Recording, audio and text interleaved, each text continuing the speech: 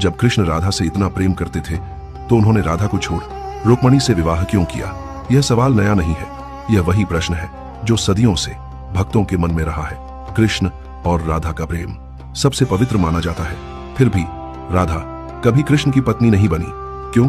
इस कहानी को समझने के लिए हमें पहले यह समझना होगा कि राधा कौन थी।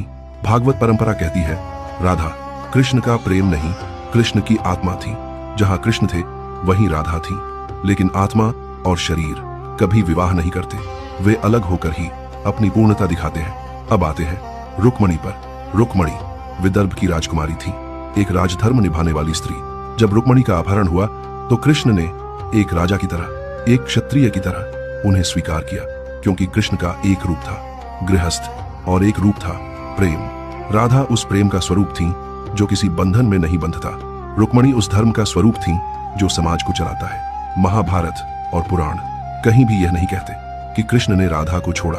कृष्ण मथुरा गए, द्वारका गए, लेकिन राधा उनसे अलग नहीं हुई, क्योंकि प्रेम साथ रहने का नाम नहीं, एक होने का नाम है। राधा को छोड़कर कृष्ण ने विवाह नहीं किया, कृष्ण ने विवाह किया क्योंकि दुनिया को जीना सिखाना था। अगर कृष्ण सिर्फ प्रेम में रहते तो वे भगवान नहीं, केवल प्रेमी कहलाते, लेकिन कृष्ण ने दिखाया प्रेम और कर्तव्य दोनों साथ निभाए जा सकते हैं। इसीलिए कहा जाता है राधा कृष्ण की आत्मा है, रुक्मणी कृष्ण का धर्म है, और आत्मा को कभी छोड़ा नहीं जाता।